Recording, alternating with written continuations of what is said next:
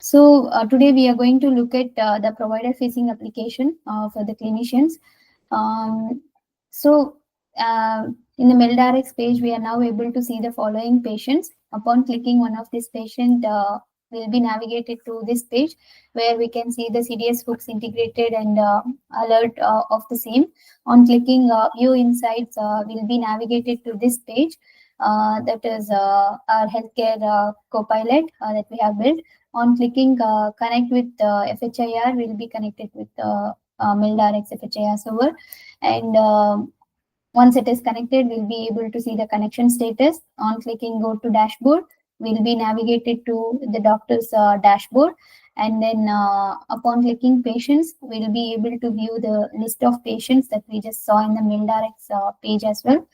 And then on clicking View, we will be landing onto the patient dashboard where the clinician can look at the patient dashboard and then utilize the features that are present within this, and then take appropriate actions that are suggested by the generative AI. So we will start with the risk assessment for this particular patient. On clicking risk assessment, basically the AI performs the analysis in 3 steps here. First, it starts with risk analysis.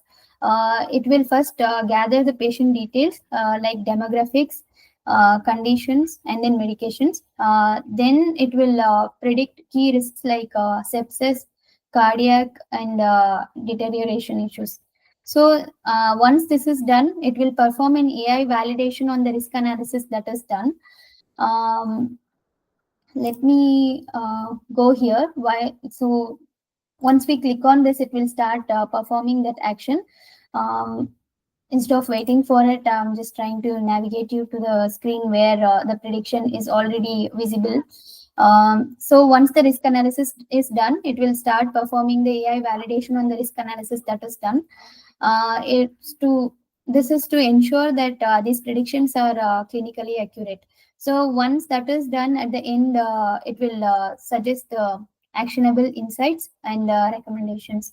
So here we are able to see the risk score for each of these issues, that is cardiac risk, deterioration risk, and sepsis, and then corresponding risk score for each of them, and then confidence assessment, which we obtained with the help of the validation which is done on the risk analysis, and then the corresponding key factors as well we are able to see here. And then clinical insights will be provided for the same, and then we'll be able to see the recommendations and mitigation plans. So that's about the risk assessment. Let's move on to the readmission risk assessment. So in the readmission risk assessment, it will here as well, it will gather the following data, that is encounters and hospitalization, lab results, and vital signs, and all of them. Next, it will start by analyzing the patient's history and risk factors, and then it will provide the initial risk assessment. So there are chances of 80% where this particular person may be readmitted, is what it is saying. The key factors for the same are listed here. And then we are seeing the assessment validation. This will help us in validating the assessment that was provided for each of these, that is clinical data analysis, risk factors, and discharge plan appropriateness. And then it provides the mitigation plan, where it provides the recommended interventions and monitoring plans. And here we are seeing home health as one of the intervention, and what are the things that needs to be monitored is what is listed here. And then it also provides the follow-up appointments, recommended follow-up care after discharge. What are the appointments has been listed here, also the tests, and then educational topics to review with the patient before discharge. So That's about readmission and risk assessment. And then let's move on to the medication monitoring.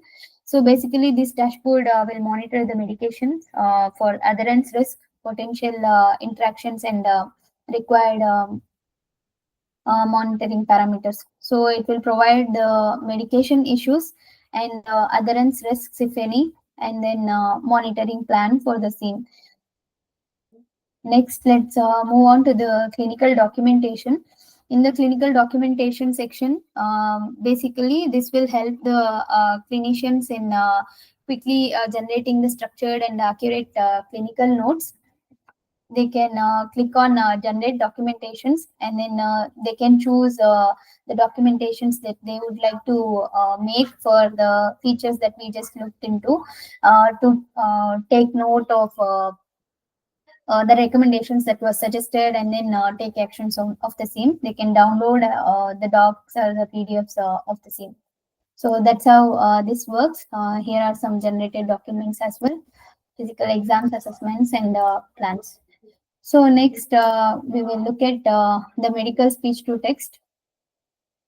So this is another feature where the user can, the clinicians can start recording lively, or they can upload a audio or video file. It could be a general or a medical audio or video files. Upon selecting which, on clicking start medical transcription, it will transcribe and then provide a raw transcription. And then upon clicking format transcript, it will provide a formatted transcript with the help of LLMs. So they can summarize the things quickly, and then use it. So they can also record and then stop recording and then use this, and then lively they can get the summarization as well. Next, we have AI powered search. This search will help the clinicians or anyone who uses this platform, where it will perform a quick search on the internet. Over the internet, it will perform a search, and then it will fetch the relevant resources. For example, what are the latest clinical guidance for managing diabetes? So first it will get the relevant resources, and then it will process these resources. It will go through, and then it will get a